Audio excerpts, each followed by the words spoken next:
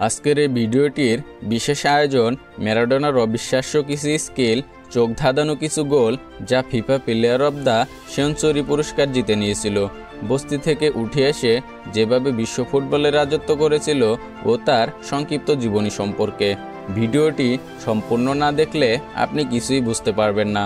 অনুরোধ রইল ভিডিওটি শেষ পর্যন্ত দেখার জন্য। চলুন শুরু করা যাক। সর্বকালের সর্বশ্রেষ্ঠ ফুটবল খেলোয়াড়দের নিয়ে বিতর্কের বিষয়টি আসলে তালিকায় প্রায়ই দুটি নাম শুরুতে আসে, ব্রাজিলের কিংবদন্তি পেলে এবং এল পিপ ওরো, যিনি দিয়েগো আর্মান্দো ম্যারাডোনা নামে পরিচিত। যখন তাদের দক্ষতা এবং অর্জনের উপর ভিত্তি করে সম্পূর্ণভাবে তুলনা করা হয়, তখন তাদের মধ্যে একজনকে বেছে নেওয়া প্রায়ই অসম্ভব হয়ে পড়ে। তারা উভয়ই FIFA player of the century পুরস্কার জিতেছে। দিয়েগো আর্মান্দো ম্যারাডোনা 1960 সালের 30শে অক্টোবর এক কারখানা শ্রমিকের ঘরে জন্মগ্রহণ করেন। তার বাবা মার 8 সন্তানের মধ্যে তিনি ছিলেন পঞ্চম। 3 বছর বয়সী ম্যারাডোনা তখন তার এক চাচাতো ভাইয়ের জন্মদিনে একটি ফুটবল উপহার পেয়েছিল। সেই উপহার পাওয়া ফুটবল নিয়েই ঘুমাতেন ছোট্ট ম্যারাডোনা। এটি থেকে শুরু হয়ে উঠেছিল তার ফুটবলকে সঙ্গী হিসেবে বরণ করে নেয়া। তার ব্যতিক্রমধর্মী প্রতিভাটি খুব অল্প বয়সে সুস্পষ্ট হয়ে উঠেছিল। ম্যারাডোনা ফুটবল বোঝার আগেই তার ফুটবলের প্রতি প্রেম। বস্তিতেই তার ফুটবল খেলার শুরু। দারিদ্র্যপীড়িত জীবনে মুক্তির অবলম্বন হিসেবে ছিল তার কাছে একমাত্র ফুটবল। 8 বছর বয়সে তার ফুটবলের প্রতিভা চোখে পড়ে এক স্কাউটের। তিনি ম্যারাডোনাকে নিয়ে যান আর্জেন্টিনোস জুনিয়র্স ক্লাবে। যখন বল নিয়ে ম্যারাডোনা তার প্রতিভা দর্শন করে, তখন কোচরা কেবল বিশ্বাস করতে পারল না যে ছেলেটি সত্যিই তরুণ। এরপর কোচরা তার দক্ষতা বাড়ানোর জন্য চেষ্টা চালাতে থাকে। সিনিয়র দলের জন্য ম্যাচ খেলতে প্রস্তুত হওয়ার আগেই তার উজ্জ্বলতা স্পটলাইটে ছিল। যখন আর্জেন্টিনোস জুনিয়র্সে খেলেছিল, তখন তিনি বলের সাথে নানাবিধ স্কিল দেখিয়ে খেলতেন। দ্রুতই তার খ্যাতি বেড়ে ওঠে এবং তিনি একটি টেলিভিশন শোর গেস্টও হয়ে যান। এরপর কেবলই ফুটবল জাদুতে মুগ্ধ করার পালা। 16তম জন্মদিনের আগেই ওই ক্লাবের হয়ে আর্জেন্টিনার প্রিমিয়ার ডিভিশনে অভিষেক হয়ে যায় তার। প্রতিযোগিতার ইতিহাসে তিনিই ছিলেন ওই সময় সর্বকনিষ্ঠ। প্রতিবার ঝলকে 16 বছর বয়সেই অভিষেক হয়ে যায় আর্জেন্টিনার হয়ে আন্তর্জাতিক ফুটবলে। বিশ্ব ফুটবল তখন এক মহাতারকার আগমনী বার্তা পেয়ে গিয়েছিল। তাকে নিয়ে তোলপাড় শুরু হয়ে গিয়েছিল ইউরোপে। আর্জেন্টিনার জুনিয়র্সের 5 বছরের অধ্যায় শেষ করে 1981 সালে তিনি যোগ দেন তার শৈশবের প্রিয় ক্লাব বোকা জুনিয়র্সে। অভিষেক ম্যাচেই করেন জোড়া গোল। তরুণ ফুটবল খেলোয়াড় হিসেবে ম্যারাডোনা 15 বছর বয়সে আর্জেন্টিনা জুনিয়র্সের প্রথম দল হিসেবে তার প্রথম অভিষেক করেন এবং তিনি প্রিমিয়ারিতে সেরা খেলোয়াড় নির্বাচিত হন। 1977 সালের প্রথম দিকে আর্জেন্টিনা বিশ্বকাপ আয়োজনের আগে হাঙ্গেরির বিরুদ্ধে ফ্রেন্ডলি ম্যাচে আর্জেন্টিনার জাতীয় দলের হয়ে আত্মপ্রকাশ করেন। তিনি আর্জেন্টিনা জুনিয়র্সে 5 বছর অতিবাহিত করেন। এভাবেই সময় যেতে যেতে তিনি বেশ কয়েকটি ভালো বেতন দেয়া দলের অফারও বেছে নিতে সক্ষম হন। যদিও রিভার প্লেট সর্বাধিক অর্থ অফার করেছিল, তবে তিনি তার সিদ্ধান্ত পরিষ্কার করে দিয়েছিলেন যে তিনি বোকা জুনিয়র্সের হয়ে খেলতে চান, যে দলটি তিনি তার শৈশব থেকে সমর্থন করেছিলেন। বোকাতে সে শুধুমাত্র একটি মৌসুম খেলতে পারা সত্ত্বেও ম্যারাডোনা বিশেষ কিছু করে দেখিয়েছিলেন। 40টি ম্যাচ খেলে 28 গোল করে তিনি দলের হয়ে প্রিমিয়ার শিরোপা জিতে নিয়েছিল। তারপর $7.3 মিলিয়ন বিশ্ব রেকর্ড করে ম্যারাডোনা এফসি বার্সেলোনায় যোগ দেন। আর্জেন্টিনার এই তারকা লা লিগায় তেমন দুর্দান্ত প্রভাব ফেলতে পারেনি। পরিস্থিতি তখন কেবল অনুকূলে ছিল না। ম্যারাডোনা ক্রমাগত প্রতিপক্ষের কাছ থেকে ভয়াবহ ট্যাকেলের মুখোমুখি হয়েছিল। সেই সময়ে ভয়াবহ ট্যাকেলের ফলে তার পায়ে একটি ফ্র্যাকচারের সৃষ্টি হয়। পিচের বাইরে স্টাফদের সাথে তার সম্পর্ক তেমনও ভালো ছিল না। অবশেষে জোয়ান কার্লোস এবং বিলবাওয়ের বিরুদ্ধে একটি বিতর্কিত ঘটনা ঘটে এবং 1 লক্ষ সমর্থক বার্সেলোনার কর্মকর্তাদের ম্যারাডোনাকে স্থানান্তরিত করার জন্য বাধ্য করে। 1984 সালে $13.7 মিলিয়ন আরেক বিশ্ব রেকর্ড করে ম্যারাডোনা নাপোলিতে যোগ দেন। এরপরই আর্জেন্টাইন জাদুঘর তার প্রথম সিরিয়া লিগে ওই মৌসুমেই একটি ছাপ ফেলেছিলেন। সে সময় জুভেন্টাস এবং রোমার পরই তৃতীয় স্থানে এসেছিল নাপোলি। 1986 সালে বিশ্বকাপে দেখলে বিশ্বের সেরা ফুটবলারকে তখন এই বিষয় নিয়ে সন্দেহ থাকে না। ওই সময়ে তাকে আটকানো যেত না। তিনি তখন ছিল খুব দ্রুত, সবচেয়ে শক্তিশালী খেলোয়াড়। এ যেন বিশ্বকাপ জয়ের জন্য দৃঢ় প্রতিজ্ঞাবদ্ধ। বল নিয়ন্ত্রণ, ড্রিবলিং দক্ষতা, ভিশন, পাসিং ক্ষিপ্রতা সবকিছু মিলিয়ে দৃষ্টিনন্দন ছিল তার খেলা। ম্যারাডোনা সেই টুর্নামেন্টে প্রতিটি খেলোয়াড়, প্রতিটি প্রতিপক্ষের সাথে তার অসামান্য দক্ষতা প্রমাণ দেখিয়েছিলেন। পুরনো প্রতিদ্বন্দ্বী উরুগুয়েকে বাদ দিয়ে আর্জেন্টিনার কোয়ার্টার ফাইনালে ইংল্যান্ডকে মুখোমুখি হতে হয়েছিল। এটি ছিল সেই ম্যাচ যেখানে ম্যারাডোনার কিংবদন্তির ছাপ সম্পূর্ণরূপে প্রকাশ পেয়েছিল। 1-0 ব্যবধানে পিছিয়ে থাকার পরও বিতর্কিত গোল করে দলকে 1-1 সমতায় ফিরিয়ে আনে। এই সেই ঘটনা। এরপরে তিনি হ্যান্ড অফ গড নামে পরিচিত।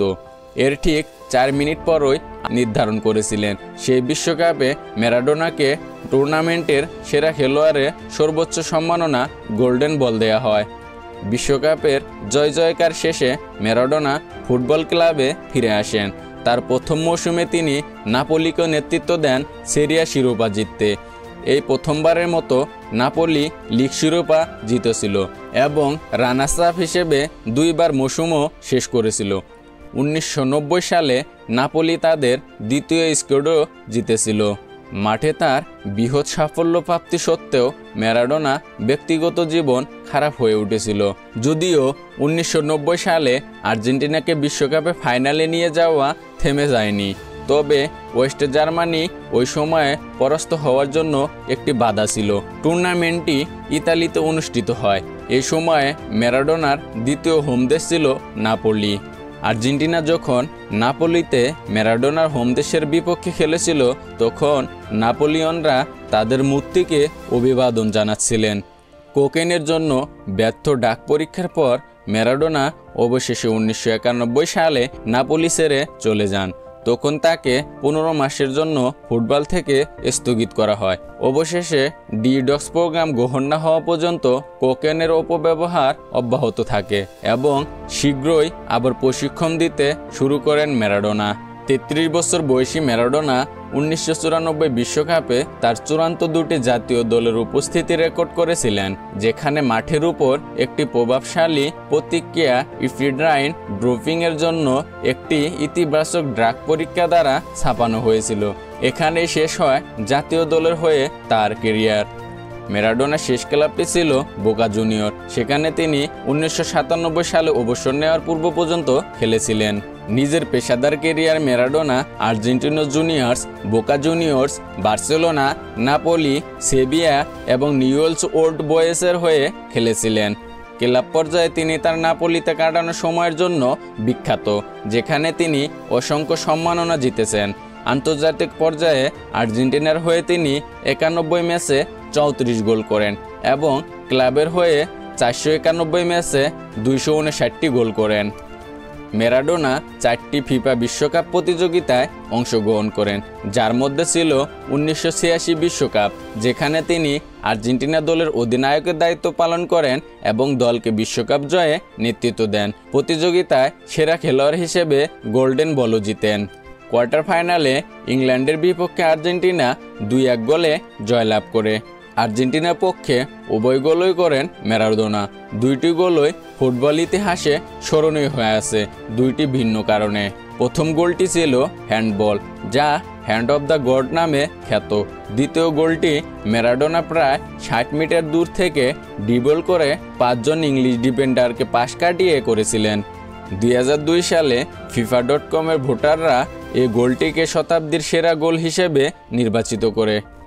ম্যারাডোনার কোকেন আসক্তি 2004 সালে চলে গেলে একই সময়ে তিনি মদ্যপান বন্ধ করে দেন। তখন তার একটি গ্যাস্ট্রিক বাইপাস অস্ত্রোপচার হয়। 2008 সালে তিনি আর্জেন্টিনা জাতীয় দলের কোচ হিসাবে দায়িত্ব পালন করে 2010 সালে বিশ্বকাপ পর্যন্ত তিনি কোচ হিসাবে থাকেন। জার্মানির কাছে 4-0 ব্যবধানে পরাজিত হওয়ার পর আর্জেন্টিনা জাতীয় দল তার সাথে আর নতুন চুক্তি করেনি। তার বিতর্কিত ব্যক্তিগত জীবন সত্ত্বেও ফুটবল খেলার উপর ম্যারাডোনা এর প্রভাবকে অস্বীকার করা যাবে না। ম্যারাডোনা সম্পর্কে জিজ্ঞাসা করা হলে মিশেল প্লাটিনি বলেছিলেন, আমি ফুটবল দিয়ে যা করতে পারি ম্যারাডোনা সেটা কমলা দিয়ে করতে পারে। তার অবিশ্বাস্য ওয়ানপিস প্রতিভা বলে বিশ্লেষণ করা যাবে না। ম্যারাডোনা এমন একজন যিনি তার দলের সহকর্মীদের পক্ষে থেকে বিভিন্ন বিষয়ে তার মনের কথা বলতে ভয় পাননি। দিয়েগো আর্মান্দো ম্যারাডোনা অনেকের মতেই সর্বকালের সেরা ফুটবল খেলোয়াড় হিসেবে বিবেচিত। আর্জেন্টিনার 10 নম্বর জার্সিধারী এই খেলোয়াড় 1986 সালে বিশ্বকাপ জয়ী হওয়ার জন্য তার দলকে সাহায্য করার পর আর্জেন্টিনার কোটি মানুষের মনে জায়গা করে নেন। এটি আর্জেন্টিনার দ্বিতীয় বিশ্বকাপ শিরোপা ছিল এবং এটি একমাত্র তারই ধারা পূরণ হয়েছিল। এরপরই ম্যারাডোনা একজন জীবন্ত কিংবদন্তি হয়ে পরিচিতি লাভ করে এবং শিরোনামটি সর্বকালের সেরা খেলোয়াড় হিসেবে প্রায়শই ছড়িয়ে পড়েছিল। 16 বছর আগের এক বিকেলে মোহনবাগানের সবুজ গালিচাতে পা পড়েছিল ফুটবলের রাজপুত্র ম্যারাডোনার। 11 মিনিট মাঠে ছিলেন ওই দিন, আর ওই 11 মিনিটের জন্য তিনি ম্যাজিক দেখিয়েছিলেন। মুগ্ধ হয়েছিলেন উপস্থিত সবাই। বল নাচছে তার শরীরের সব অংশে, পা থেকে উরু, উরু থেকে কাঁধ, কাঁধ থেকে বল মাথায়। তারপরই সেই বল শুট করে গ্যালারিতে ফেলছেন আর্জেন্টিনার বিখ্যাত 10 নম্বর জার্সিধারী ম্যারাডোনা। ফুটবলের সঙ্গে তার গভীর প্রেম, সেই প্রেমের জন্যই মোহনবাগানের মাঠে বলকে কথা বলিয়েছিলেন ম্যারাডোনা। সেদিন মাঠের ঘাস ছুঁয়ে দেখেছিলেন তিনি। তারপরই স্বভাবসুলভ ভঙ্গিতে বুক চাপড়ে ভক্তদের উদ্দেশ্যে বলেছিলেন, তোমাদের কোনোদিনও ভুলব না। 25 নভেম্বর 2020 সালে না ফেরার দেশে চলে গেছেন বিশ্ব ফুটবলের কিংবদন্তি তারকা আর্জেন্টিনার ফুটবলার দিয়েগো আর্মান্দো ম্যারাডোনা। তার বয়স হয়েছিল 60 বছর। হার্ট অ্যাটাকে তার মৃত্যু হয়েছিল। ফুটবলের জাদুকর, কিংবদন্তি, বিতর্কিত চরিত্র ম্যারাডোনা ছিলেন সবকিছুর মিশ্রণ। তার পায়ের জাদু বিশ্বকে দেখিয়েছিল ফুটবলের আসল সৌন্দর্য। আজও ফুটবল প্রেমীরা তার নাম উচ্চারণ করে শ্রদ্ধার সাথে। আপনার মতে ম্যারাডোনার সেরা মুহূর্ত কোনটি? কমেন্টে জানান। ভিডিওটি ভালো লাগলে লাইক, কমেন্ট, শেয়ার এবং সাবস্ক্রাইব করতে ভুলবেন না। ধন্যবাদ।